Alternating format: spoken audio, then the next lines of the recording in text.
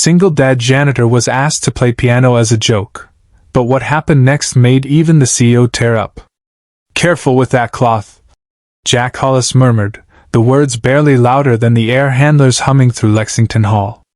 Under the amber wash of the work lights, the Steinway Model D lay open like a black lacquered cathedral, polished lid, ivory sheen keys, brass casters catching little commas of light.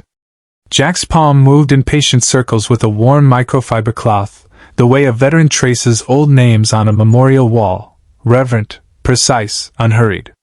It was 5 in the afternoon in Midtown, the hour when New York puts on its mask for the night. The gala, tables numbered in crisp serif fonts, orchids standing like small white flames, was still a couple of hours away, but the building already held that subtle charge Jack knew from deployment days, the quiet before something loud. You felt it in your ribs. It rode the HVAC and tucked itself into the velvet drapes. Jack, 39, single dad, Army vet, and most days, invisible in a Navy maintenance polo, moved like he belonged to the shadows. He'd learned how to do that, how to be necessary without being seen, how to clean a room so well people only noticed by not noticing. But the piano undid him. The piano made his hands remember. "Dad, you're talking to furniture again." He didn't jump. He'd know that small voice anywhere. Jack turned toward the side curtain. Lena, 8 years old and all straight lines, oversized hoodie, scuffed sneakers, blonde braid that had mostly given up, peeked in with her sketchbook hugged to her chest like it held a state secret. "Furniture?" Jack said, grinning. "That's a cathedral with 88 steps to heaven." Lena giggled and slid down the proscenium to sit cross-legged just beyond the spill of light. Her pencil started moving, a few quick anchor lines, a curve for the lid, the porthole's shine on the fallboard. She drew fast the way she breathed. Jack went back to the rim. One hand polishing, the other drifting into ghosts. Nights he'd played a battered upright in a bar off 9th Avenue. Afternoons he and Rachel would stack bills on the piano lid and call that budgeting. The last hospital room, the beep that insisted time was still real when it no longer felt that way. Music had been oxygen, then it was a locked room, then it was, this, touching the door without going in. "Mr. Hollis?" The word snapped like a baton tap. Jack glanced up.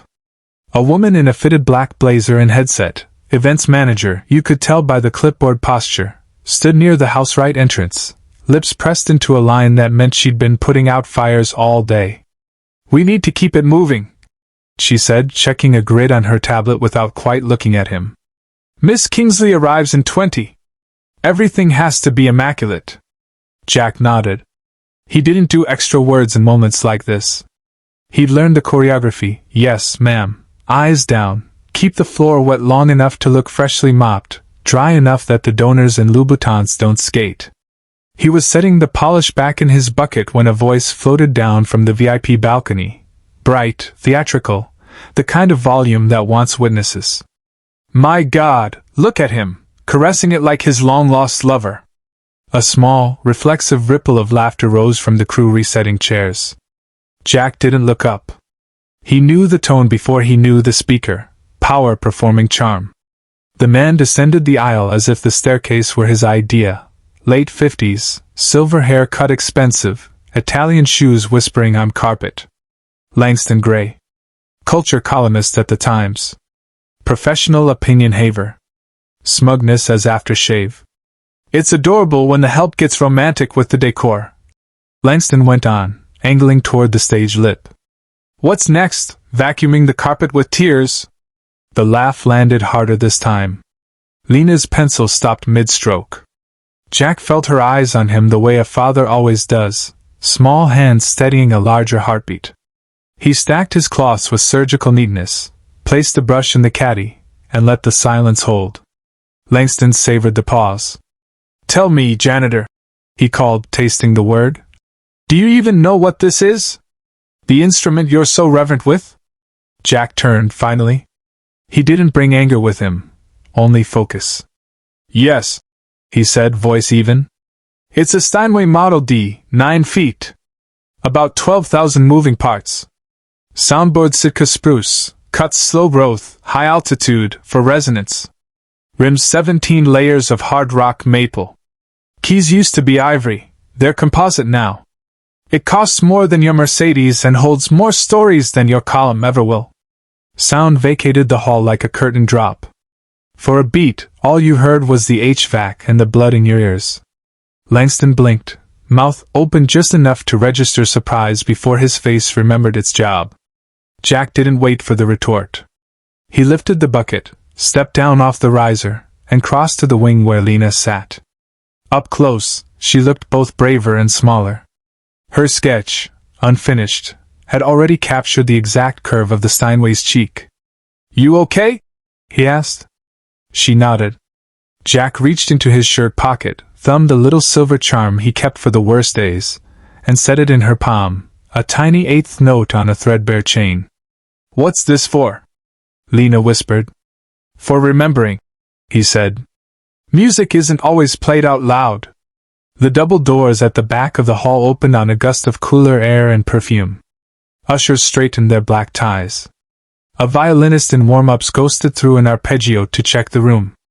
Donors arrived in murmured clusters, all champagne and practiced laughter. And then the energy shifted, the way a room settles when the person with the agenda enters it. Celia Kingsley didn't walk so much as she arrived, tall, tailored black jumpsuit, hair pinned with the kind of precision that says time is a resource you don't waste. The foundation's name was on every program. Her money had sanded these floors, hung these chandeliers, rebuilt this stage after the last renovation. People said visionary and tyrant, with equal admiration. She scanned the house like she was reading a score. The orchids. The donors. The sightlines. The Steinway. Her hand skimmed the piano's rim, checking for the human fingerprint no cloth should leave, and then, as she lifted her gaze toward the wings, her eyes caught Jack's. Not long, a beat longer than nothing. Recognition? No. Something quieter. Appraisal without dismissal. She moved on. "Miss Kingsley," the events manager breathed, materializing at her elbow. "Everything's on schedule. Quartet can start when you give the on my signal," Celia said without looking. She nodded toward the donor seats. "Make sure the Langston piece is on every chair." "Already done." Celia's fingers hovered a second longer over the Steinway's curve, not touching now, simply pacing a distance, as if reconciling the exact point where ownership ends and awe begins. She didn't like mirrors, she'd said that in a magazine once. But instruments turn into mirrors if you look at them too long. They show you the shape of your silence. Backstage, Jack slipped Lena's hoodie from her shoulders and hung it on a hook. "You sure you want the whole show?" he asked. "It might run late." "I want to hear the piano when it's not just us," she said. "It's never just us when we play," he said, then caught himself. "When people play," he amended. "Real music remembers people." Lena studied him like she was sketching the sentence in her head. She tore the page from her pad, the Steinway and a man who looked like him but stood a little taller, and pressed it into his hand. "You see more than most people," he said, throat tight. "You hear more than most people," she answered like a fact. House lights dipped and swelled. The MC tested a mic with a theater whisper that wasn't a whisper. The quartet's first tuning ran like a laser through glass. Celia stood at the wing, watching it all find its marks. On cue, the host strode out and delivered the introduction the way people who don't play music talk about music, with money words and words about the transformative power of the arts, which, tonight, would be true whether or not he believed it. And none of this, he concluded, would be possible without the vision and generosity of Miss Celia Kingsley. Applause surged. Celia slid into the light, her smile calibrated to warm without promising. "Thank you," she said, voice steady. "This hall has always been a home for extraordinary sound. Tonight, we're celebrating not just the notes we hear, but the people who make them possible. Talent doesn't always arrive in the right clothes, with the right pedigree or the right address. Sometimes it waits, for a moment when someone finally sees it." For one unguarded heartbeat, her eyes found the dark wing where Jack stood with his bucket and his daughter, and that small charm chain looping through small fingers. Then she moved on, pivoting to scholarships and instrument grants and the map of schools the foundation would fund this year. Another ovation. Another cue. During the second set change, Langston drifted past the crossover, now 2 champagnes into the evening. Poetic earlier, he said to Jack without slowing, the sibilance a touch soft. All that lore about spruce and maple. You think touching a piano is the same as being invited to play one? Jack turned just enough to register the man, then let the question go where all bad questions go, into the part of the room that eats them. Here's the funny thing about people like you, Langston added, leaning in. You mistake proximity for permission. Jack didn't take the bait. Here's the true thing about people like you, he said, no heat in it. You mistake applause for proof. For the first time, Langston's eyes wavered. He opened his mouth, closed it, and retreated in search of a safer audience. Celia, stationed near the stage manager, had been watching the hall like a chessboard. She caught only the shape of the exchange, not the words, but she recognized the posture, Jack steady, unflinching, the critic performing indifference and missing. She drifted to the Steinway at intermission, lifted the fallboard with her fingertips, and pressed a single F. It rang clean and stood up straight in the air. She let it fade without chasing it, and lowered the lid as if it were a secret. In the wing, Lena laced her fingers through Jack's. Are you sad? She asked. Jack considered. No, he said. Just remembering how loud silence can be.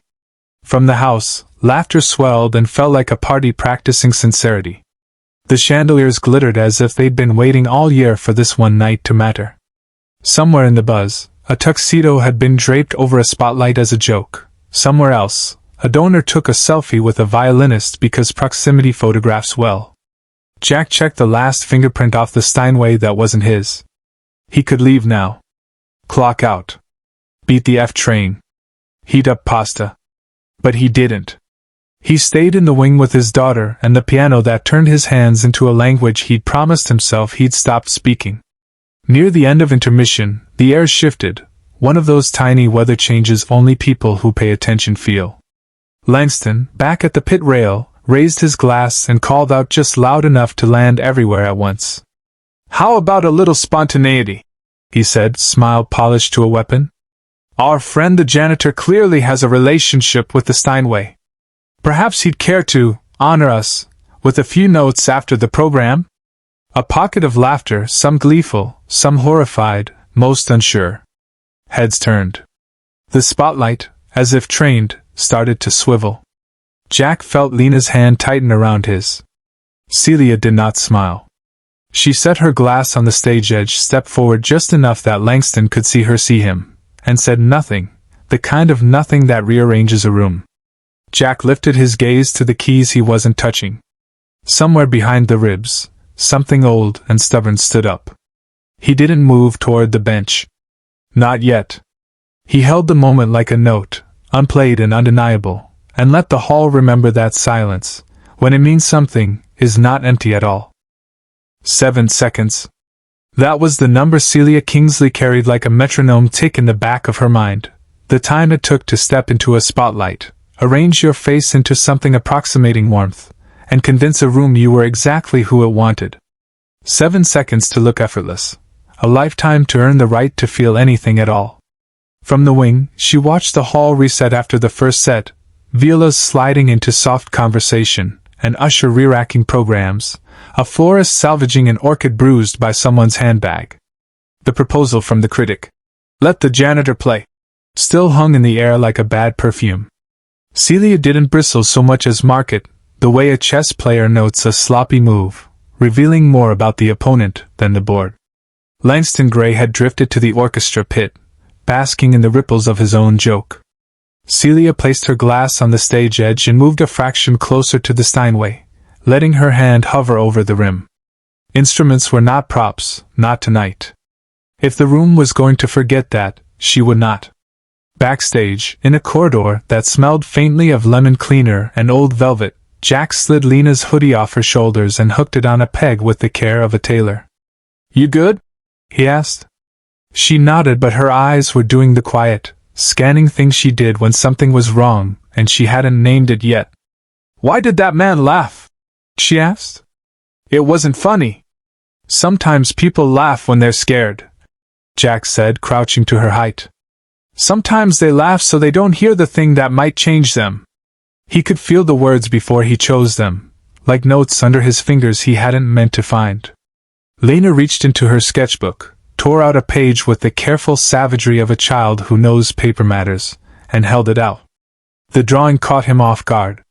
She'd pinned the geometry of the Steinway in 5 strokes, caught the light on the lid with a single white gap, and shaded the space where his hand hovered as if the air itself was weight.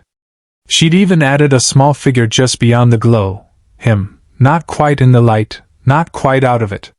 "You see more than most people," he said, throat narrowing. "You hear more than most people," she returned, as if trading truths. A step behind them, someone cleared a throat. The events manager passed with a whisper of fabric and a murmured, "2 minutes to seating." Beyond her shoulder, Langston slid into Jack's orbit again, carrying a fresh flute of champagne like an emblem. "You have a lot of nerve," the critic said, conversational venom wrapped in velvet. "That little speech earlier, spruce, maple, cute bit of theater. You think polishing an instrument confers insight? That touching makes you special?" His breath carried a sweetness that wasn't kindness. Jack didn't blink. "No," he said. "I think walking past one your whole life without ever hearing it, that's what takes something from you." For a heartbeat, Langston's face lost its choreography. He recovered with a scoff that didn't quite land and peeled away, the way people do when a conversation stops cooperating. Celia, within earshot, didn't intervene. She remembered being 16 with a Bach prelude under her hands and her mother's voice in her ear, win by leaving them nothing to say. It had worked. It had also cost, a currency she never learned to name until the accounts were empty. She drifted back to the lid, lifted the fallboard with 2 fingers, and pressed an F as soft as a thought. The note rose, stood, and resolved in the high dome like a bird that knew its exit. In the hush that followed, Lena returned from the restroom with a volunteer, a little windblown, clutching something leather-bound against her chest. "Dad," she said, serious as a librarian, "you left this." Jack's body recognized it before his eyes did. The notebook. Old, scuffed, the spine softened by years of pockets and drawers. He hadn't seen it since, before. He wiped his hand on his pillow without thinking and took it like a fragile thing. The first page still carried his blocky handwriting, ideas. Beneath that, staves of melody sketched like maps to rooms he hadn't entered. 8 pages in, he found it, Lena's theme. 2 measures begun and abandoned, the pencil notes light as first steps that had never landed. "Where'd you find it?" he asked, voice not quite steady. "In your locker," she said. "You forgot it. Or maybe it forgot you." He laughed, a slice of sound that didn't carry far. "Where did you learn to be this brave?" "From you." She shrugged, then added, "Except when you forget you are." He looked at the paper, then at her. "I don't want you to remember tonight for the wrong reason," he said. "Not for someone else's noise." "I won't," she said. "I'll remember the part where you didn't bend." He closed the notebook gently and slid it inside his vest, where body heat could warm it back to life. House right, Celia sat alone on the piano bench in the dim, like someone visiting an old city at dawn. She didn't play. Not yet. She laid her fingers on the keys to measure their temperature, and felt something she hadn't allowed in years, the instrument listening back. When she glanced up, she saw him in the wing, Lena at his side, both anchored and adrift. She stood. "Didn't expect to see you try that," a voice said, his, quiet, not intruding. "Still fits like an old coat," she said, as if admitting a secret to herself first. "Funny thing about coats," he said. "You forget how warm they are until someone hands them back." They held in that small breath between politeness and honesty. Celia tipped her head toward the bench. "Earlier," she said, "when that man tried to make you smaller, you didn't get small. Most people don't know how." "I had a kid watching," Jack said, glancing down. "It's illegal to shrink in front of her." Celia's mouth curved, a real smile, unpracticed enough to feel like a risk. "Do you still play?" she asked. "Not in public," he said. "Not even in private if I can help it." "Because?" The question wasn't a pry. It was a should we open this door together. He considered the keys, the room, the fork in the air. "Because the last time I played what was honest, I couldn't carry what it told me." Celia nodded, like a musician counting off a tempo. "I used to think applause could drown out regret," she said. "Turns out regret has better lungs." Lena stepped up to the lip of the light, her voice small but certain. "Dad?" she asked. "Could you finish the one you wrote for Mom? You said it was too sad for now." He folded around the request like a man who'd been waiting to hear it in someone else's voice. "It's sad because I never played it all the way through," he said. Celia gestured to the bench, not theatrical, not urging, permission, offered and retractable. "Then finish it," she said. "Not for this room. For her. For you. For the girl who's listening." Jack sat like returning to a house that still smelled like someone you loved. He adjusted the seat by instinct, placed his fingers above the keys, and hesitated, not because he was unsure of the notes, but because the first one always costs the most. When he began, it wasn't performance. It was speech. A left-hand lullaby, plain, unashamed, under a right-hand line that kept reaching and returning, like someone learning to walk after a long illness. Between phrases he left room for the thing that had always been missing, air. The music wove pain without punishing it, hope without pretending.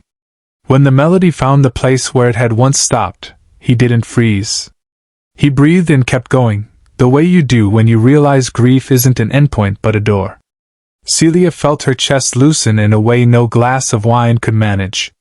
She had learned to armor herself against counterfeit feeling. This wasn't that. This was a man stitching a torn place while the room remembered how to be quiet.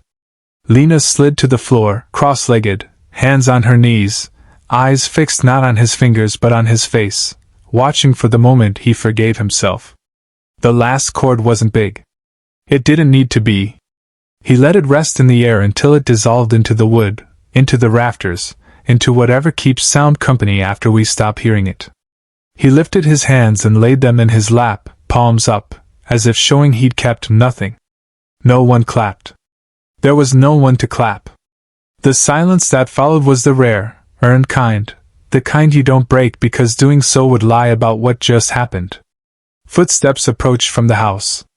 The MC, cheerful again, stepped into view. "Ladies and gentlemen, if you'll take your seats," he called. "We have a small surprise before the final performance." Celia stiffened, reading the angle before the sentence finished. Langston appeared at the pit rail, renewed smirk, glass lifted like a toast. "A proposal," he said, voice rolling outward. "Our diligent custodian seems to have a poetic relationship with the Steinway. Perhaps he'll grace us with a few honest notes. Nothing strenuous. A lullaby. Twinkle, twinkle, maybe."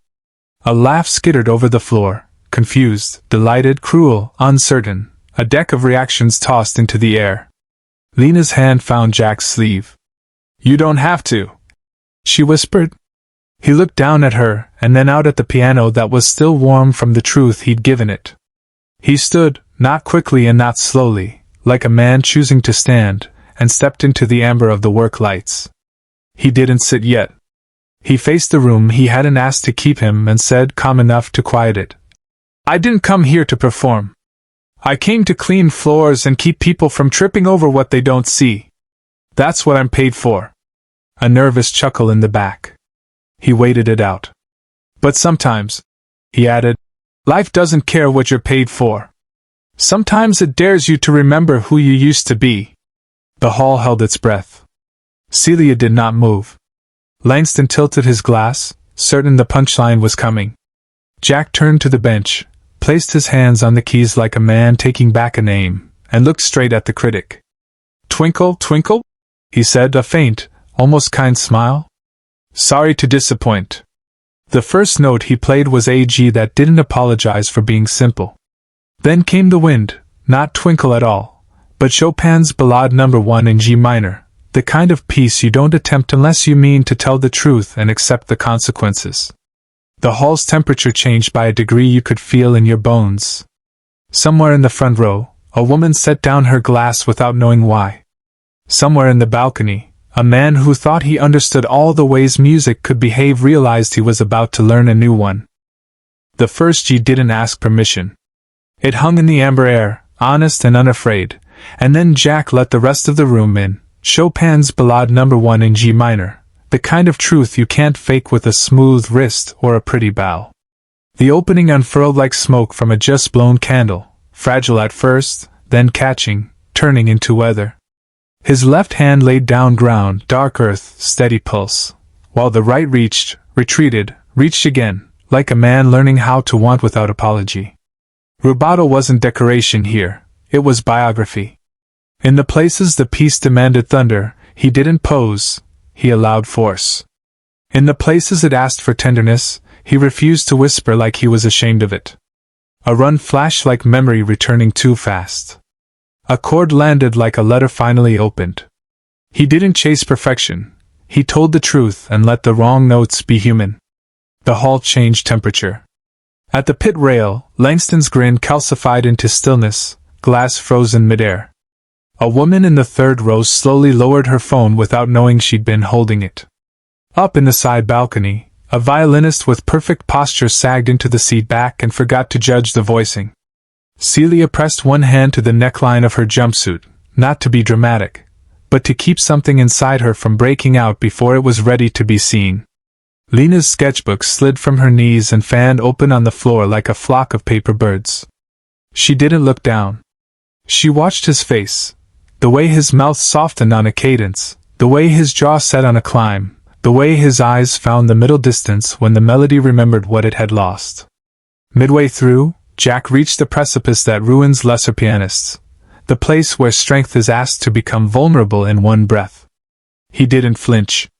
The storm of arpeggios arrived, and instead of flexing, he yielded, shaping the roar into something that could hold a lullaby. The hall held still like a forest before rain. Celia felt the urge to stand up and run because there are some truths you hear and the body thinks movement is the only answer. She didn't. She stayed and let it change her. When the final cadence came, he didn't punch it for catharsis.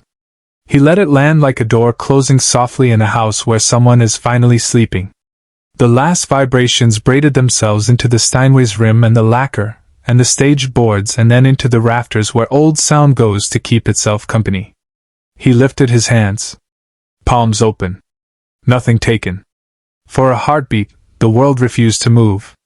Then a single clap, deliberate, from the front row, Celia Kingsley on her feet, not as a benefactor, as a witness.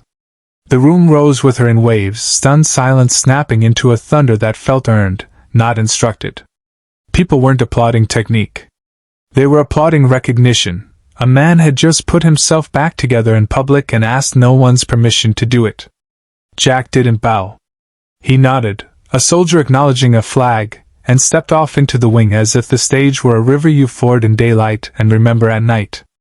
Lena met him at the curtain, eyes glassy, smile crooked, the way kids smile when the air is too big. "Dad," she mouthed. "I'm here," he said like a vow, pulling her into a one-armed hug because the other hand wouldn't stop shaking. Not nerves. Release. Backstage smelled like dust and lemon and something new. Jack leaned against a cinderblock wall, eyes closed, letting his breath find him. It wasn't exhaustion. It was the kind of tired you get after moving furniture out of a room you weren't sure you'd ever use again. Footsteps. He opened his eyes. Celia stood a few feet away, heels quiet on the scuffed marley, not speaking until she had her words right. "Where the hell have you been hiding?" she asked, voice low, not performative. He let a smile bend one corner of his mouth. "Under vending machines. Behind broken chairs. Between rent checks. That," she said, exhaling, "wasn't just music. Grief and hope," he offered, like a diagnosis you only say if you've had it yourself. Her mouth flickered. "Exactly." They let the quiet be real for a few seconds. No corsage phrases, no networking verbs. Just the hum of the ballast and the soft clatter of cases in the next room. In the audience, she said, they didn't see a janitor. I didn't either, he said. For the first time in a long time. Celia's eyes shone and hardened in the same breath, the way steel is tempered. You should play again, she said like a statement of weather. Not for galas. For rooms that need it. He huffed a small laugh. You offering me a record deal, Miss Kingsley? I'm offering you a platform, she said. A real one. Schools. Vet centers. Places where applause isn't the point. Jack looked down at his hands. Calluses. Cleaning chemical microcuts. The tremor dying out. I haven't earned a stage, he said. You earned tonight, she answered. And that's more than most stages have seen in years. Before he could answer, a cluster of donors drifted into the wing in a cloud of perfume and well-meaning. That was extraordinary, one said, trying out sincerity like an accessory. Another, do you teach? A third extended a business card like a spare life. Jack's body knew how to make itself smaller without ceding ground. Thank you, he said, gentle but finished, nudging the attention away with the soft competence of a man who clears plates without making you feel like you ate too much. Celia stepped in, not as an owner, as a shield. Give him a minute, she said, a smile that closed doors without slamming them. The donors retreated, murmuring about authenticity as if they just discovered it came in a vintage. Langston did not join them. He sat alone at the aisle, jaw set, staring at the bench as if it had lied to him. The man who'd feasted on adjectives for 20 years couldn't find a single one that didn't taste counterfeit. His face did a thing it hadn't done in decades, it listened. A stagehand poked his head into the wing. We need the piano reset for the soprano, he whispered. Jack nodded, about to move, then stopped, catching himself before reflex turned the moment into maintenance. Celia noticed. Let them do it, she said softly. He stepped back, hands empty, and it felt like learning to let the world carry its own weight for a change. Lena tugged his sleeve. They want a picture, she said, pointing to a volunteer with a foundation lanyard and a decent camera. Of you and the piano. Why? Jack asked, half amused. Because, Lena said simply, they finally see you. He stood at the Steinway's curve with his daughter tucked into his side and allowed a lens to hold them for a breath. No smile bigger than the truth. Just presence, clear and unhidden. When the third act began, Jack stayed in the shadows, arms folded, the tremor gone. On stage, a mezzo unfurled Mozart like new silk. In the audience, the glitter reassembled itself into etiquette. The hall did what halls do, it moved on. But the rafters kept a different memory, and so did the two people at the wing who had touched the keys, one tonight for the first time in years, one for the first time with permission. As the final applause softened into coats and goodbyes, Celia found him again by the service exit where the outside air leaks in like a promise. Tomorrow, she said, not a question. Come by the foundation. 11. He almost said he had shifts. He almost said life. Instead, he looked at Lena. She raised her eyebrows like a tiny coach. He nodded. 11, he said. Celia's smile was small and unscripted. Good, she said. Bring the notebook. After midnight the city wore its kinder face. Jack and Lena walked to the subway under a sky dulled by light and possibility. At the corner, Lena slipped her hand into his and looked up. You think Mom heard you? She asked. He squeezed. No doubt, he said. She probably rolled her eyes and said, finally. Lena laughed, a clean, bell-clear thing that could make a cracked room feel whole. They descended into the station, and somewhere above them, in the emptiest hour of Lexington Hall, the Steinway cooled like a hearth after a long night, warmth banked, not gone, waiting for morning and the rest of the story. Morning forgot quickly, horns, coffee, calendars, but Jack didn't. At 11 sharp he stepped into the Lexington Foundation's rehearsal studio, a sunlit room with maple floors and a baby grand sitting in the corner like a patient animal. Dust floated in the window light. The air smelled faintly of polish and something older, like wood that had heard secrets. Celia was there already by the tall windows, navy blouse, slate trousers, no heels. Bare feet tucked beneath her like someone who'd decided to be comfortable on purpose. She didn't speak right away. Neither did he. The silence wasn't awkward, it was earned. "You didn't bring Lena," she said at last. "She's at school," Jack answered, setting his old leather notebook on the piano lid. "Told her she can't skip math just because her dad had one good night." Celia's mouth tilted. "Smart kid. Smarter than me most days." They let the room breathe. Jack traced the edge of the fallboard with a knuckle, then pulled his hand back as if he'd touched a hot stove. "Do you miss her?" Celia asked quietly. He didn't have to ask who. "Every morning," he said. "Before I open my eyes. Not just that Rachel's gone, the speed of it. We met in a piano bar, if you can believe it. She hated classical music. Said it made her sit up too straight. But the way she listened? You'd swear she'd grown up in Vienna." He looked at his hands. "After the delivery room, I couldn't touch a piano. Felt like playing would be betraying her. So I boxed it all, sold what I could, took the first job that didn't ask for a voice." He half smiled. "Turns out janitors are allowed to be quiet." "Music stayed anyway," Celia said. "In your hands? Like a scar." He met her eyes. "People think silence is absence. Sometimes it's full of everything you're too scared to say."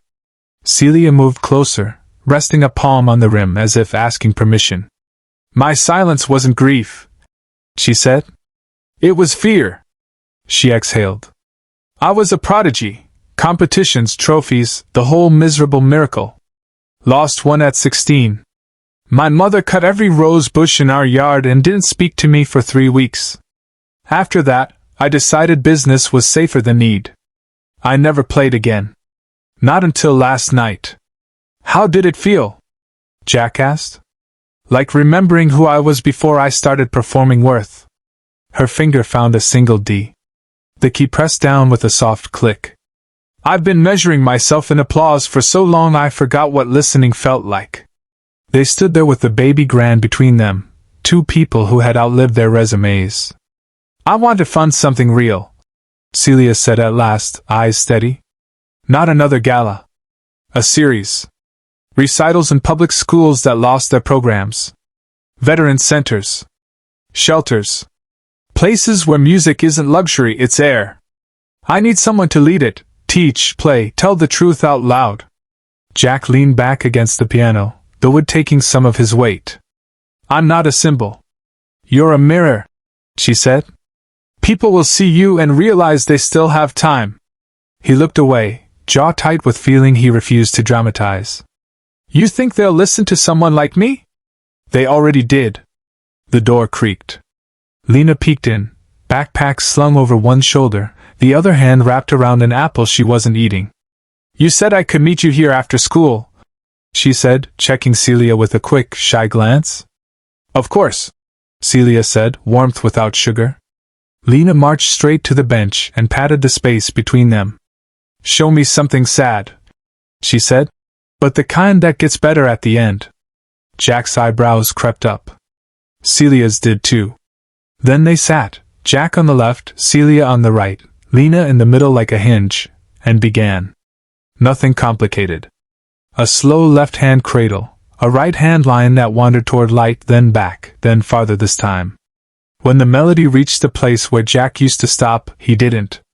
He let the phrase travel past the old edge and land gently on a chord that felt like a room with the window open. Lena listened like kids listen, full body stillness. "That's better," she said when they finished, matter of fact. "It ends like somebody finally sleeps." Jack laughed under his breath. Celia's eyes shone, unashamed. She slid off the bench and crossed to the windows. "We'll call it the listening room," she said, half to the glass, half to them. "Real music. Real stories. Real people." Jack ran his thumb along the cracked spine of his notebook. "Then I guess I should start writing again. Start finishing." Lena corrected, climbing back onto the bench. You already started. Celia turned. Thursday afternoons, she said. We'll test the first program at PS 148. I'll handle the permits and the politics. You handle the music. And the truth, Jack added, as if making a contract with himself. And the truth, Celia echoed. He opened the notebook to the page labeled Lena's theme, 2 bars he'd once abandoned mid-sentence, and penciled in 3 new notes, simple as breath. The room felt different when he set the pencil down, like a door had been opened that hadn't been locked so much as forgotten. Again? Lena asked, fingers hovering over the keys. Again, Jack said, smiling the kind of smile people save for beginnings. They played the little piece one more time. It wasn't perfect. It didn't need to be. Outside, traffic stitched its thread through the afternoon. Inside, 3 people learned the sound of a life that didn't have to be loud to be true. The flyer was plain, cream paper, black serif type, a tiny piano icon in the corner. The listening room. Real music. Real stories. Real people. Featuring Jack Hollis. It showed up on a high school bulletin board, in a library window, and folded into a PTA email that most parents skimmed during lunch. It was enough. PS 148's gym wasn't built for sonatas. The lights hummed. The basketball hoops hid in the rafters like sleeping cranes. Folding chairs fanned out across a scuffed floor where last week's pep rally glitter still clung in stubborn flecks. A mic on a rolling stand squealed, then died. No one left. Celia stood near the side door in jeans and a black blouse, sleeves rolled to her elbows like she meant to help if anything broke. Her shoes were flats. She had learned how to enter a room without making it about her, which, for a woman like her, was its own kind of performance. Jack set his old leather notebook on the wobbly music stand and touched the baby grand they'd borrowed from a middle school auditorium. The G above middle C rang a little sharp. Fine. He wasn't here to impress the hall. He was here to tell the truth and let the hall decide what to do with it. Lena sat in the front row between 2 fifth graders who were arguing about whether a piano had strings, like a guitar on its side. She held her sketchbook flat on her knees, pencil parked behind her ear like a mechanic's cigarette. The principal, a kind man with elbow patches and a voice that lived at indoor, tapped the mic that wasn't cooperating and gave up. Welcome, he said, projecting old school. Tonight we listen. Jack sat. He didn't look like a headliner. He looked like a dad who'd come straight from work because that's exactly who he was. He placed his hands on the keys and began with Debussy, short, light, water caught in a glass. It made sense in a gym that didn't. The chatter in the back row dried up. A toddler in the third row dropped a pacifier. Nobody shushed her. When the last note melted, he didn't bow. He leaned toward the room and spoke. I used to think music belonged in places like Lexington Hall, he said. Polished floors. Pin-drop silence. People who know when to clap. A ripple of laughter, honest. But I learned something truer. Music belongs anywhere pain has lived and anywhere healing might begin. So if the lights buzz, or somebody coughs, or a phone rings with a Taylor Swift chorus halfway through Chopin, we'll keep going. That's part of the song tonight. A phone did ring 2 pieces later, tinny and apologetic.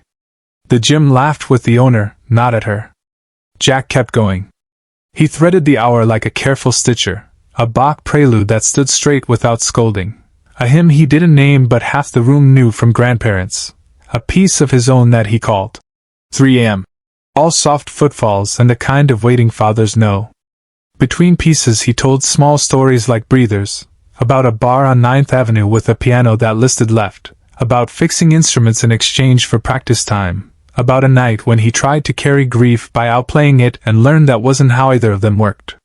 Midway through, he looked up and realized something had shifted. People weren't watching his hands anymore. They were watching his face, his breath, each other. A teenager with a hoodie pulled tight wiped his eyes and didn't pretend it was allergies. An English teacher's shoulders dropped 2 inches like she'd set down a bag she didn't know she'd been carrying. On the metal bleachers in the back, a custodian in a blue shirt sat with his arms folded and nodded slowly at the floor, not agreeing with anyone, just agreeing. Celia watched from the door, her posture easy, her attention absolute. There was a different energy moving through her too, less orchestration, more presence. She wasn't managing this. She was letting it happen. It made her feel, for the first time in a long time, useful in a way that didn't require a check. When it ended, there was no rush for exits. People stood like they'd been in church without the sermon and weren't ready to go back outside yet. A nurse in scrubs reached Jack first. "My son hasn't spoken much since his dad deployed," she said, voice low. "He asked me what the second piece was called." A veteran in a VA cap waited behind her. He didn't introduce himself. He just put a dry, warm hand on Jack's forearm and held it there a second longer than strangers do. "Haven't felt still like that since before Afghanistan," he said. "Didn't know I missed it." A second grader announced. "You missed a note. With the brutal mercy of children." Jack grinned. "Probably more than one," he said. "Did it still feel okay?" The kid nodded solemnly. "Yeah. It felt like a nap." Lena threaded through the small crowd like a needle, tugging her dad toward the corner where a cardboard table had been heaped with store-bought cookies and juice boxes. "Refuel," she commanded, handing him apple juice like a coach shoving a cup at a boxer between rounds. Celia arrived last, letting the room take what it needed first. Up close, her eyes looked younger. "You're getting a following," she said, not teasing. "It doesn't feel like that," he said, glancing at the gym, now loud in a different way. "Feels like a room remembering its own heartbeat." She angled her head. "Want to know what I think?" He lifted an eyebrow. "I think this is the first time in a long time you're not hiding behind someone else's silence." He sat with that. It landed gently, then deep. "Then I think," he said finally, "you're not hiding either." She didn't deny it. "Queen's Senior Center next week?" she asked. "They lost their music budget in March." "I'll bring 3am, he said. "They'll understand it." "They will," she said. On the way out, a boy who'd been loitering near the exit like he wanted to be last approached with a crumpled program. "Can you sign?" he asked, embarrassed by the question as soon as it left. "I don't know how this works." "Me neither," Jack said, taking the paper. He signed his name slowly, then added beneath it, "Play it like it matters." "Why that?" the boy asked. "Because that's the only way it works," Jack said. Outside, the early spring air felt clean in that cheap, perfect way city air sometimes does after it's rained somewhere else.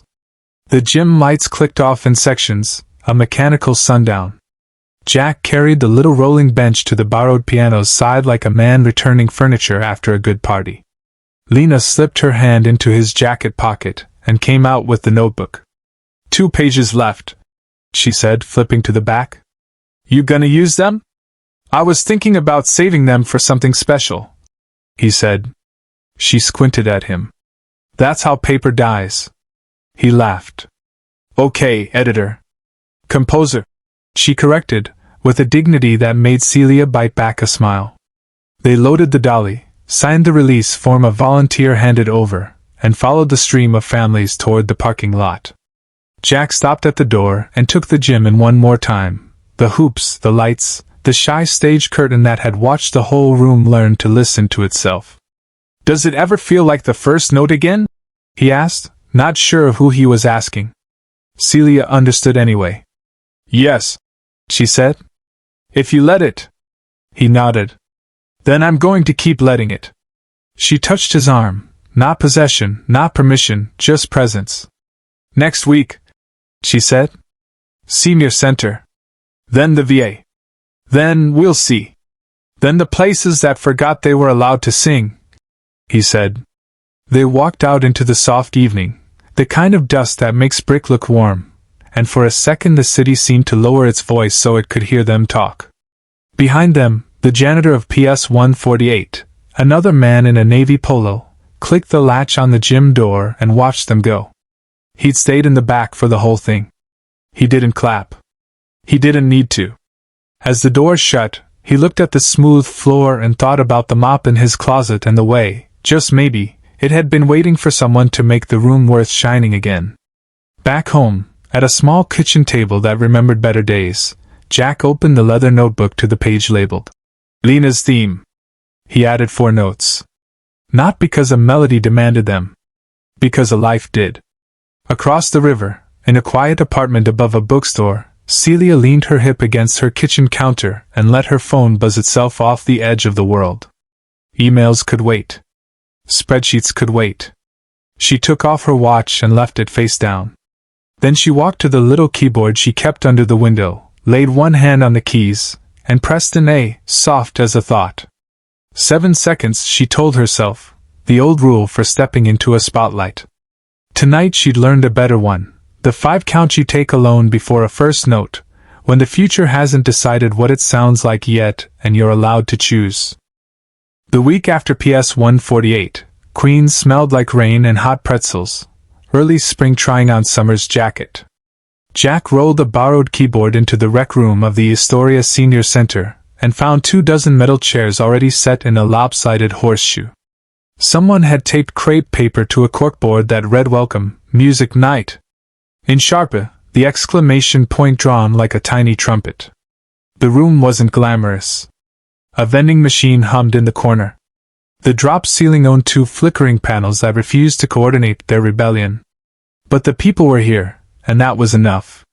Celia stood in the doorway, sleeves rolled, hair in a low knot, trading jokes with the activities director about the eternal war between decaf and dignity. She wore flats again. The billionaires had learned how to disappear without leaving. Jack tested the sustained pedal with the heel of his boot. It stuck on the second press, a lazy piston. He nudged it sideways with the patience of a man who has fixed more things than he's broken.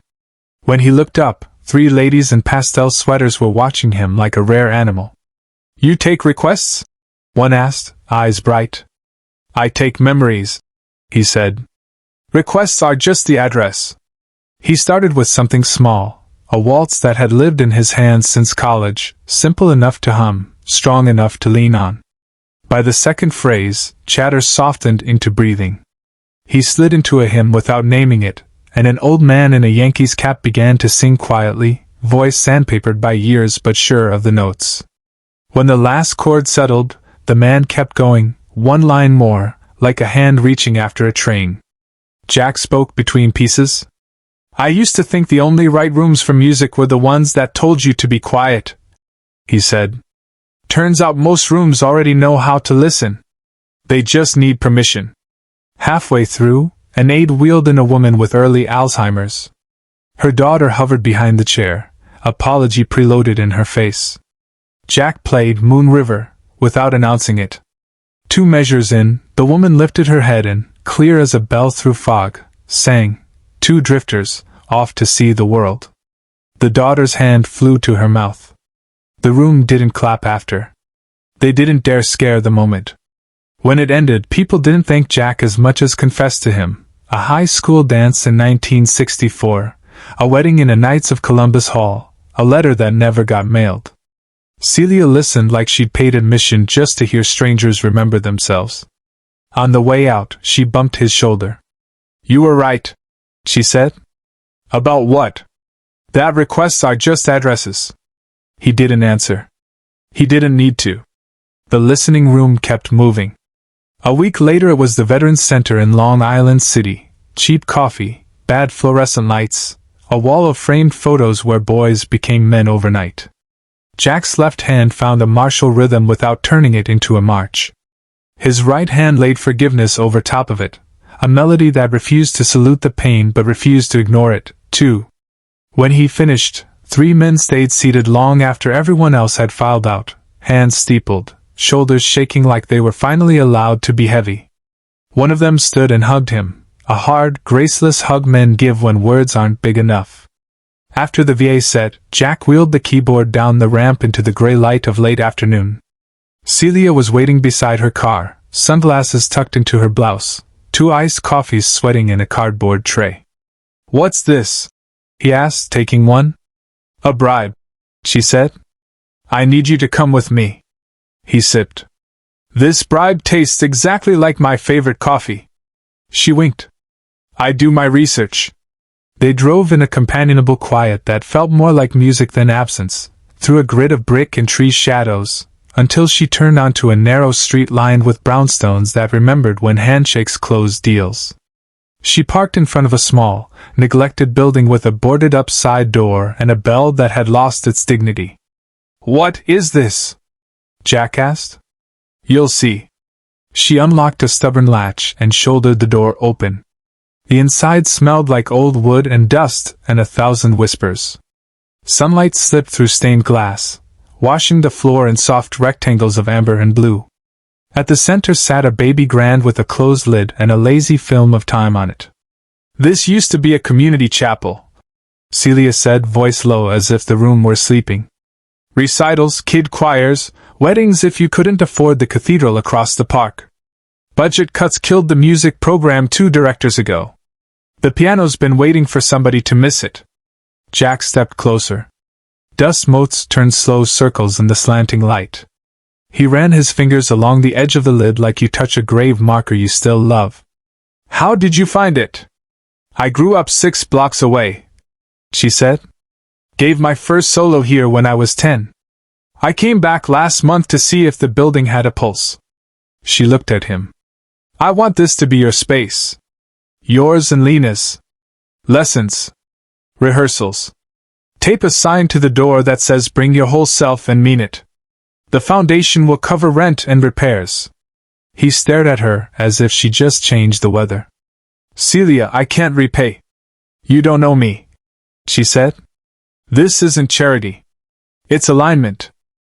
He laughed softly, the sound you make when Grace catches you mid-sentence. Then let's see if the ghosts here play nice. He lifted the fallboard. The keys were yellowed in that lovely way time sometimes is. The first note, an A, limped out of the soundboard, dusty but brave. He tuned by hand the way he used to for beer money in college, coaxing the instrument toward itself. Celia swept cobwebs from the windows with a broom she found in a back closet. When he finished, he sat and let his fingers find something that had been waiting, a progression so simple it felt like a prayer learned in childhood and remembered on a bad day. Celia didn't sit. She leaned against the doorframe and watched him, arms folded, not to defend herself but to hold still. When he finally looked up, her eyes were soft and a little glassy. You didn't tell me where you trained, she said. I didn't. He smiled. Juilliard. For a time. Until Rachel died. After that, even looking at a piano felt disloyal. He glanced back down. What was her name? She asked, already knowing. Rachel, he said. She sounded like sunrise, soft and certain. You didn't betray her by playing tonight, Celia said. You brought her back. The room held the sentence without dropping it. A quiet that wasn't empty settled over them. It felt like a blessing nobody had asked for but both needed. Stay, she said, breaking it gently. Play a while. I'll make a call about the heat and the lights. This room deserves to be awake. He nodded. We do, too. They worked until dusk put a blue shoulder against the windows. Celia found a box of old programs in a cabinet. Children's Choir Jubilee, 2003, Neighborhood Advent, 1998. Jack found a cracked metronome, and set it on the lid like a relic that still believed. They made a list with pen and paper because lists like this shouldn't be typed. Sweep, tune again, fix pedal, find shares, borrow music stands, hang a sign, invite the block. When they finally stepped back onto the stoop, Brooklyn had put on its evening jewelry. Streetlights hummed awake. A neighbor dragged a grill onto a tiny patch of stoop and coaxed flame from charcoal like a prayer. Jack sat on the top step, iced coffee gone to water. Celia settled beside him, close enough to share the same pocket of air, far enough that neither of them would startle. I spent years thinking my life had peaked, he said, watching a kid on a scooter race a pigeon across the sidewalk. Like love and purpose were things I had already lost, and the rest was maintenance. And now? She asked. He looked at her. Now it feels like the story didn't end. It paused. She smiled. Sometimes the best songs don't resolve right away. Sometimes, he said, they end up in a better key than you started. They didn't kiss. They didn't need to. They sat there with the city not quite as loud as usual and let time be generous for once. The next morning, Jack woke before his alarm to a quiet that felt earned. He poured coffee, opened the old leather notebook to the last page, and wrote a new title in a steady hand, Second Movement. Beneath it he drew a single staff and set down 4 notes that didn't apologize for being simple. That evening, Celia invited him to dinner at her place, 2 floors above a bookstore in Brooklyn Heights that smelled like all the best decisions you never made. Her apartment wasn't the glass box he'd imagined. It was warm wood, books piled like topography, a record player with a nick in the corner. They ate on the balcony among mismatched pots of herbs. Lena's latest drawing, Maestro Dad Cape Optional, sat propped against a plant like a small flag. "You live like a person," he said, surprised. "I spend the day being looked at," she said. "I come home to disappear." "You disappear beautifully," he said before he could stop himself. She gave him a look that would have been a blush if she'd been someone else. "You always talk like that?" "Only when I'm not thinking too hard." After dinner they stood in the doorway the way people do when neither of them wants the night to declare itself over. Celia leaned forward, rested her forehead against his chest for one unguarded beat, and whispered, "Don't disappear on me."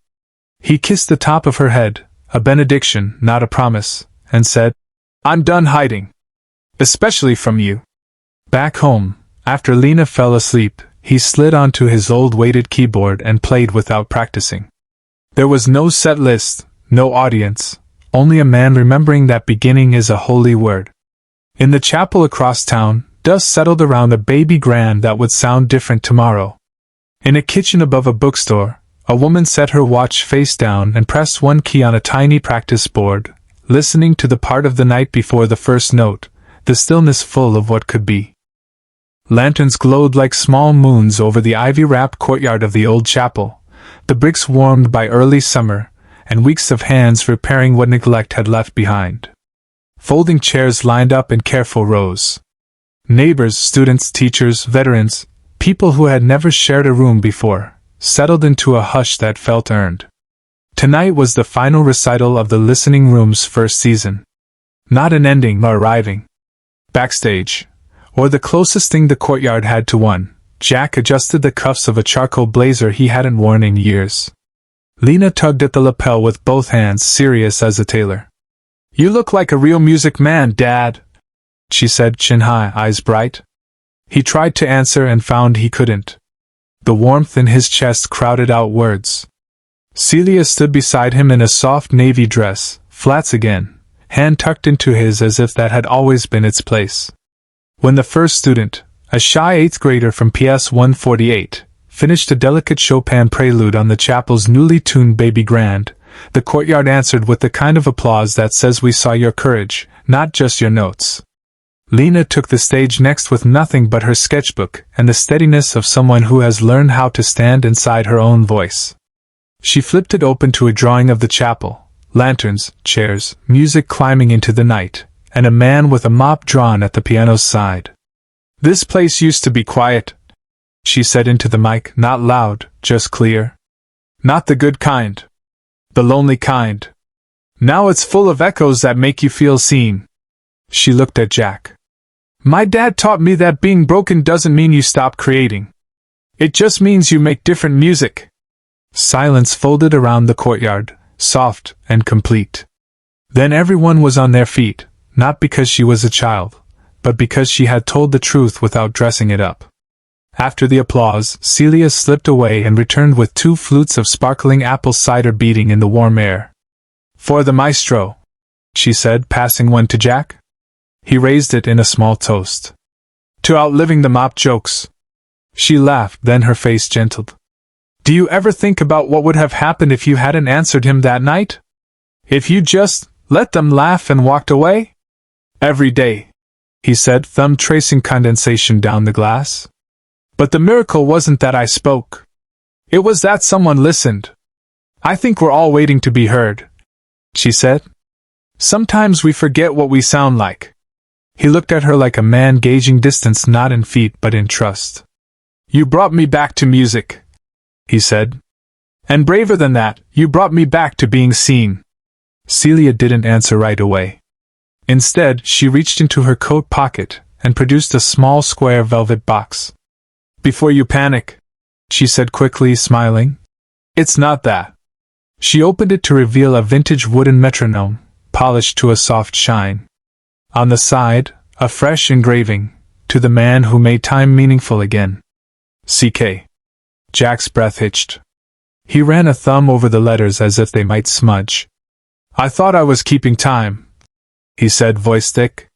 "Turns out I was just surviving." "And now?" she asked. He looked around the courtyard. The neighbors lingering at the cookie table, the veterans comparing notes without explaining, Lena twirling under a string of lights with two new friends, and then back at Celia. "Now I think I'm playing the life I always hoped for." The crowd settled again, and the MC, just a volunteer with a good voice, introduced our last piece of the night. Jack walked to the bench, the metronome's weight familiar and steady in his pocket. He didn't announce the title or the story. He simply sat, set both feet, and rested his fingers above the keys like a man pressing his palms against a newly built door to feel if it will hold. He began with the melody that had waited in his notebook's last pages. Second movement. No fireworks. No showy climbs. A line of notes that told the truth plainly and left room to breathe. The left hand marked a heartbeat, constant, unafraid. The right hand carried a small, repeating phrase that returned each time a little less afraid, like someone knocking on a door and finally stepping through. In the middle, he left a pause he would have filled, once, an honest, weighted silence that said, "I remember and I'm still here." Someone in the back wiped their eyes. Celia stood with her hands at her sides the way you do when you refuse to hold armor. Lena didn't move at all. When the last note faded, there was no applause at first, only the press of night and lantern light and the sound of people who had been given back something they hadn't known how to name. Then the ovation came, rising, tearful, not polite but grateful, as if the whole courtyard understood it had just been allowed to keep something. Jack didn't bow. He looked at them the way a man looks at a shoreline after crossing rough water, nodded once, and stood. On the way down the small step, Lena barreled into him and clamped her arms around his waist. "You finished it," she said into his jacket, half laugh, half cry. "I did," he said into her hair. "Finally." Later, as guests drifted out under the string lights, Celia set 2 paper cups of cider on the piano and rested her palms on the rim. "You know," she said, eyes on the wood, "there's one more thing I want to build." "What's that?" Jack asked, catching a fallen lantern moth and opening his hand to let it go. "A season that never lives in one place," she said. "Listening rooms that move, schools, shelters, hospital lobbies at 2 a.m., anywhere the air needs permission to be kinder. We'll bring the bench, the metronome, and leave the door open." Jack smiled. "Then we'll need more chairs. We'll need more stories," she said. "We've got them," he answered. "We've been collecting them without knowing." As the last of the neighbors waved goodnight, Celia lifted the metronome from his pocket and set it on the lid, winding it once. The pendulum began to sway, tick-tock, time made visible. "For the record," she said, "I hate metronomes." "Me too," he said. "But I like this one." "Because?" "Because it doesn't boss the music," he said. "It reminds you the music is alive." They stood shoulder to shoulder, watching the small arms swing, the courtyard thinning into quiet. When the lanterns finally dimmed and the chairs waited for morning hands, Jack closed the fallboard gently, as if putting a child to sleep. "Come on," he said to Celia and Lena. "Tea at the music room?" "Always," Celia said. They walked out into a night that felt newly wide, 3 shadows crossing the chapel threshold in an easy braid. Behind them, the little metronome kept time on an empty stage, not to hurry anyone along, but to mark the fact that, for once, no one was running anymore. By September the chapel had a name that wasn't painted in gold but meant more than brass ever could, the listening room, open hours posted in block letters, a smaller sign underneath that read, sit, play, listen. The door stuck at the top unless you lifted as you pulled. Neighborhood kids learned the trick in a day. On the wall by the piano, the cracked metronome kept its quiet vigil like a small lighthouse that had decided it could do its job without shouting. Jack's days had new edges.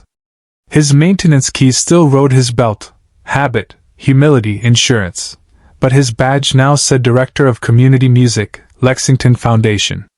He added chairs to a circle, tuned a stubborn G, wrote schedules in pencil because pencil forgives. 3 afternoons a week he taught beginners who came in from the block with hands that had learned to grip things harder than keys. On Thursdays he and Lena filed sheet music into mismatched crates labeled by feeling instead of composer. Bright days. Long nights. Coming home. One cool morning, a thick envelope slid under the chapel door. No return address, just his name in a tidy, old-fashioned hand. Inside, a clipping from the Times, Arts and Culture section. Headline, On Listening. By Langston Gray. It wasn't an apology. It was braver than that. It was a confession written without excuse. I mistook proximity for permission. I mistook polish for meaning.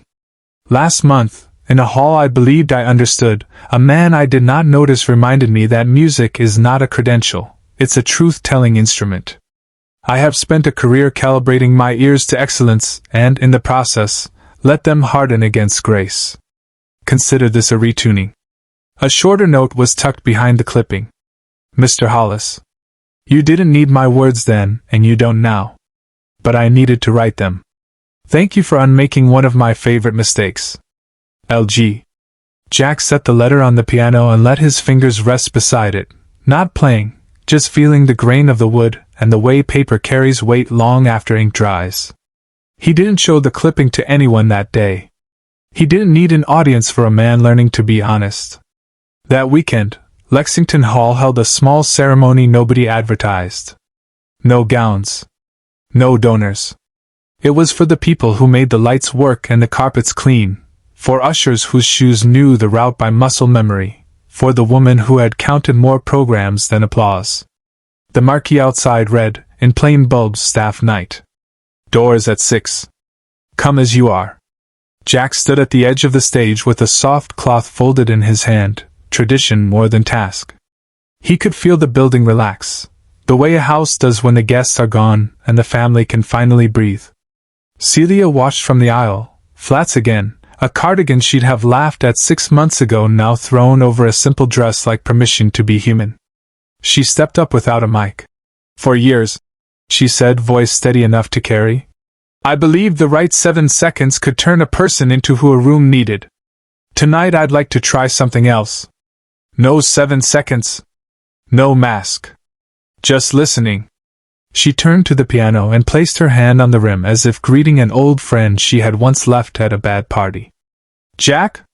He didn't bow. He sat. He didn't choose Chopin. He chose the thing the room would recognize even if it couldn't name it, a low, steady left-hand pattern like walking home after a late shift, a right-hand hymn that refused to apologize for tenderness. He thought of the night he'd been dared to remember who he used to be.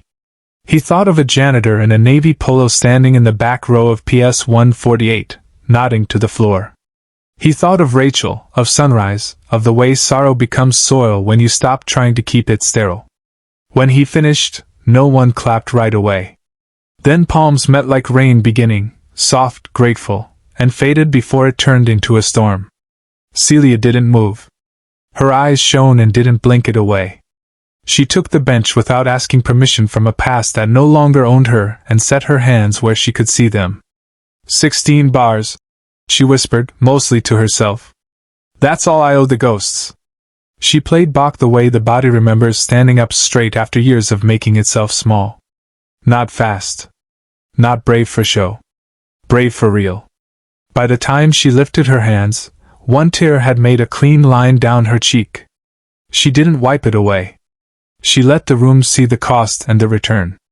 A stagehand in a faded hoodie wiped his eyes with the back of his wrist like he was dusting. An usher in sensible shoes smiled into her lap.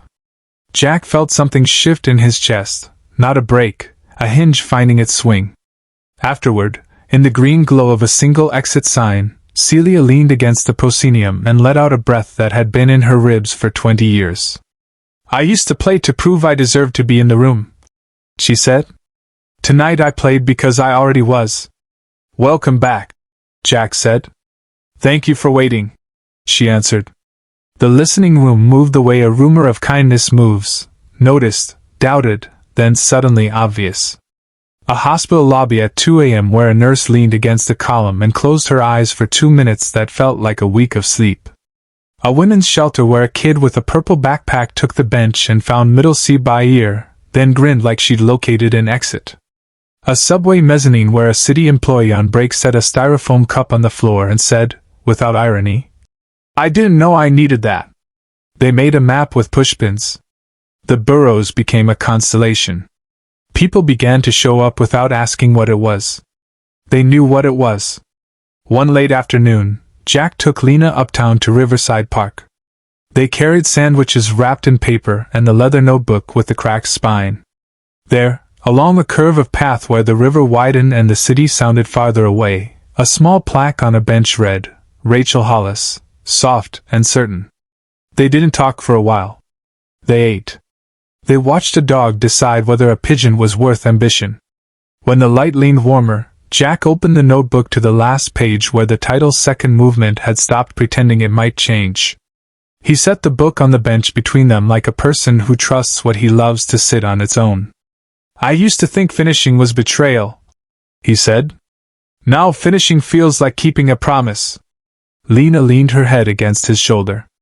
"You didn't finish," she said, practical as gravity. "You began again." Back at the chapel that night, the door squeaked on its stubborn hinge and a crowd that wasn't a crowd, dozen, maybe, settled into chairs that didn't match. Mrs. Ashcroft from Lexington Hall sat in the front row, white hair like a halo, eyes as sharp as an audition.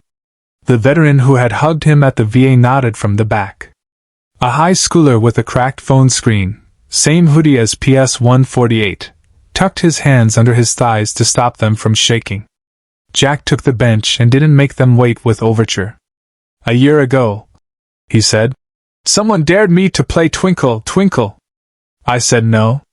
He smiled. "Tonight I'm going to say yes." They laughed, the fond kind. He played it the way lullabies deserve to be played, without irony. He added a left hand that held the floor and a short bridge made of the notes he'd written on a morning when coffee tasted like a new life. It became less a nursery song and more a theme a city could carry in its pocket. At the end, he turned from the bench and found Celia at the doorway, a hand on the jamb like someone measuring a familiar house against a new season. "We have a request," she said, and moved aside. A small group entered, maintenance crew from Lexington Hall, still in their polos and work pants, a little shy, invited by a line on a text thread that read, "It's for us, too." "Always," Jack said. He scooted down on the bench. "Want to help?" They laughed and refused, and then one of them, Carlos, who had once shown Jack the best way to unstick a bolted caster, sat on the edge and pressed a single key with one finger. The note rang true enough to build on. Jack joined him, then invited the room to hum when they recognized it. No one had to be told what to do. People always think they need permission to sing until the first human sound enters the air. Then they remember. They hummed a chord that wasn't pretty so much as honest. It made the dust on the windows vibrate. It made the metronome look like a conductor. It made something in the rafters let go. When the sound settled, Celia stepped forward with a small stack of envelopes. "We've been calling this a series," she said. "It feels more like a promise." She held one envelope out to Jack. "Full funding for a year. Salary, instruments, chairs that don't pinch, a van we won't name but will inevitably forgive." Jack didn't take it right away. He looked at her, not the envelope, her. "I thought I was going to spend the rest of my life surviving," he said. "You turned survival into service. That's a better song. Don't make me cry on a Tuesday," she warned, already failing. He grinned, a soft thing with edges.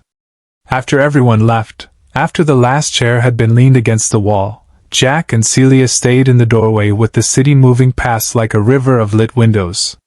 The chapel smelled like old wood and hope. Lena sprawled on the rug drawing a sketch labeled different music.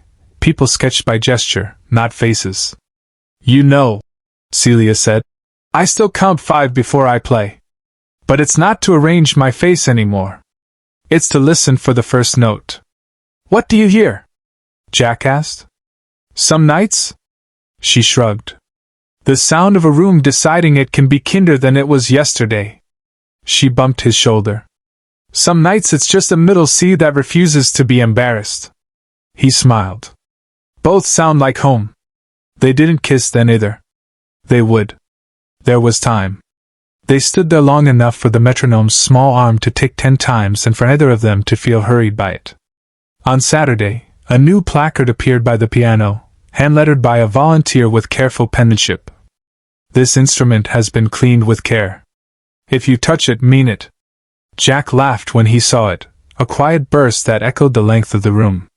He ran the soft cloth once across the Steinway's rim, not to polish, to remember, and said to no one and to the piano and to the part of himself that would never stop being a custodian of what mattered. Careful with that cloth. This one has history in its bones.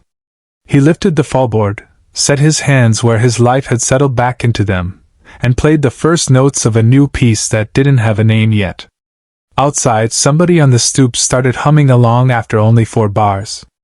Inside, the room did what it had learned to do, it listened.